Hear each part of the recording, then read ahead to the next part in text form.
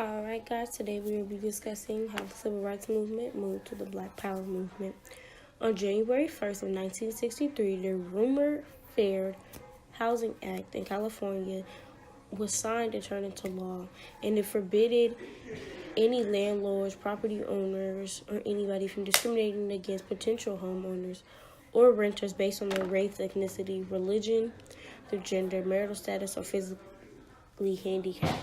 So this forbidden anyone saying that if you're just a woman that you can't live by yourself and you can't run a home or you can't own a home, or if you're physically handicapped and in a wheelchair, they can't say that you can't have your own house. Then on April 28th of 1963, the March on Washington occurred. More than 250,000 demonstrators, black and white, gathered at the nation's capital. This march was for jobs, for freedom, for equal rights, and much more.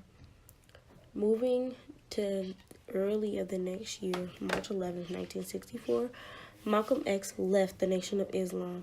He left because he had a conflict with the group's leader, Elijah Muhammad. June 20th and 21st of 1964, the Freedom Summer began. Well, the first wave of Freedom Summer recruits were primarily black activists, but also many of them were white volunteers, and they boarded buses and headed for Mississippi. While being in Mississippi, 3 of the volunteers ended up missing while they were working in Mississippi.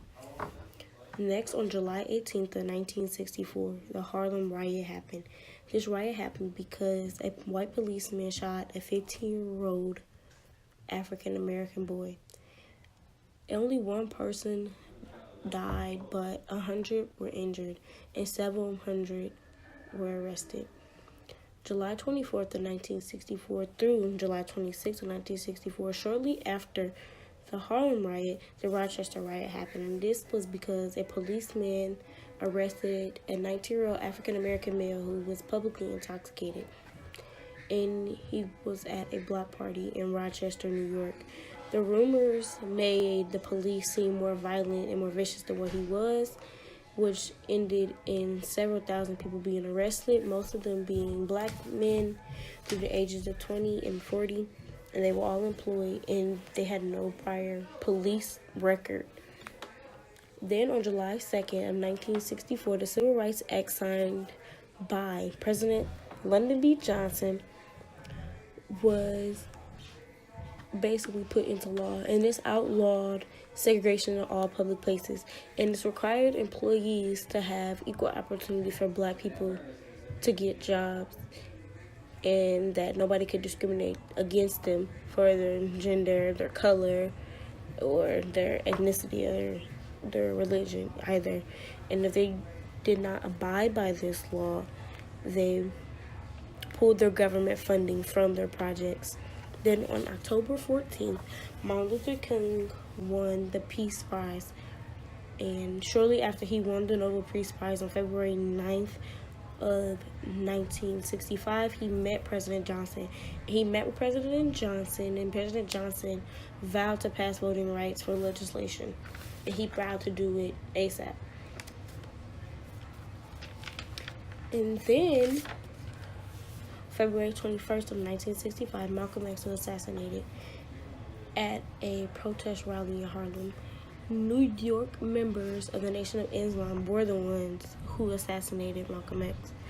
Then on March 9th of 1965, the Selma March happened. Martin Luther King led a march from Selma back to the Edmund Pettus Bridge.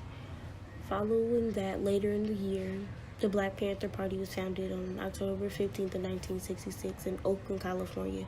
Huey P. Newton, Bobby Seale, and David Dillard were found they were founded for the Black Panther Party, and they made this party for self-defense against white people.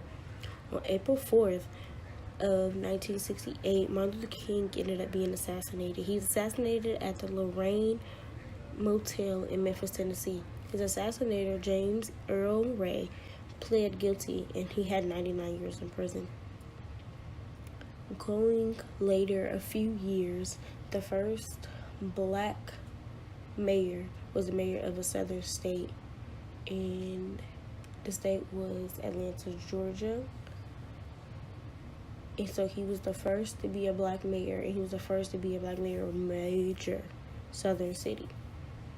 And that's all for today, guys. Thank you.